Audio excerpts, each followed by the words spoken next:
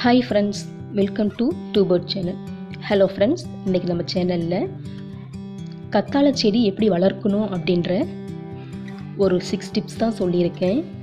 பல பேர் நம்ம அப்பார்ட்மெண்ட்லேயோ இல்லை ஃப்ளாட்லேயோ இருக்கும் பொழுது நம்மளுக்கு கார்டன் வசதிலாம் இருக்காது. ஸோ பால்கனிலேயோ இல்லை இருக்கிற சின்ன இடத்துலையோ நம்ம ஒரு சின்ன பாட்டு வச்சு அதில் தான் கத்தாழை செடி வச்சுருப்போம்.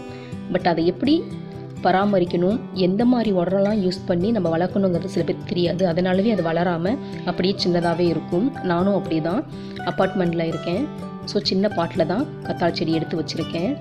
பட் இதுவும் வளரல. ஏன் அப்படின்னா நான் வைக்கும் பொழுதே 2 செடியும் ஒரே பாட்டில் வச்சுட்டேன். அந்த மாதிரி நம்ம வைக்கக்கூடாது. ரெண்டுமே ஒரே பாட்டில் வச்சிட்டோம் அப்படின்னா அதோட வேர் நல்லா செக்ரிகேட் ஆகாது, அதுக்கு இடமும் பத்தாமல் போயிடும். ஸோ 2 செடியாக இருந்தது அப்படின்னா நம்ம தனித்தனியாக செப்பரேட் பண்ணிடணும். ஒவ்வொரு பாட்டுக்கும் ஒவ்வொரு செடி வச்சாதான் அதோட வேர் நல்லா விரிஞ்சு வரும். அதே மாதிரி கத்தாழை செடி நல்லா நீண்டு வளரும், அதோட மடலும் நல்லா பெருசாக கிடைக்கும். ஸோ அதனால் நான் 2 செடியாக இருந்ததை தனியாக செப்பரேட் பண்ணிடுறேன். பாருங்கள், பக்கத்தில் இருக்க ஒரு பாட்டில் வைக்க போகிறேன்.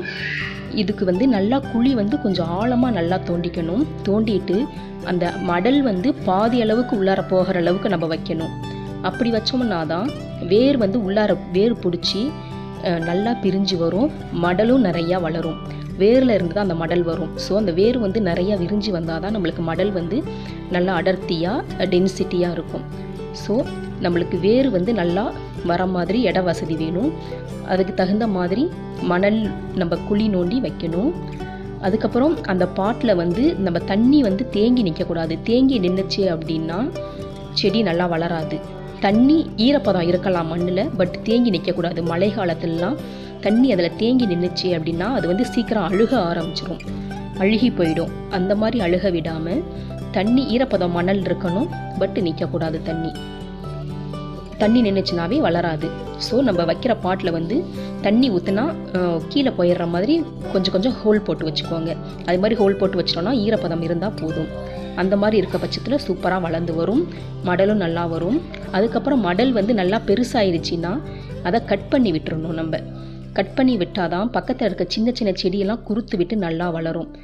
நம்ம கட் பண்ணாமல் விட்டுட்டோம்னா பக்கத்தில் இருக்க செடி வளர்கிறதுக்கு நல்லா வசதியாக இருக்காது. ஸோ பாருங்கள், நான் ஒரு செடி கட் பண்ணாமல் விட்டுட்டேன். அது அப்படியே மஞ்சள் ஆகி அழுகி போன மாதிரி ஆயிடுச்சு. அந்த மாதிரி இல்லாமல் நம்ம அந்த மடல் பெருசாகிடுச்சுன்னா அதை கட் பண்ணி விட்டுறணும். அப்போ தான் பக்கத்தில் இருக்க செடி நல்லா வளரும். இதுக்கு வெயில் தான் அதிக தேவைப்படும். நிழலில் வச்சிட்டோம் அப்படின்னா வளராது.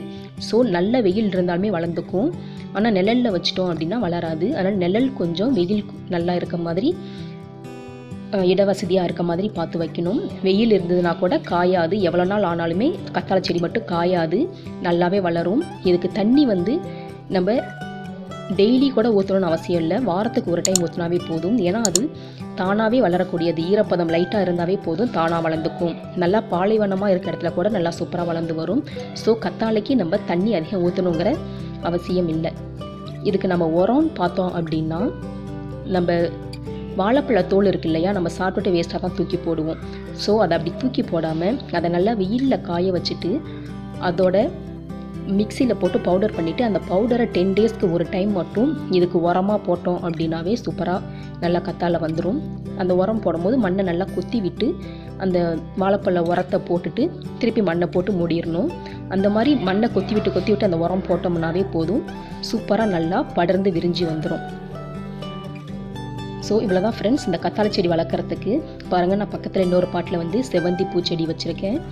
பக்கத்தில் துளசி செடி அதில் இப்போ தான் துளுத்து வருது கொஞ்சமாக.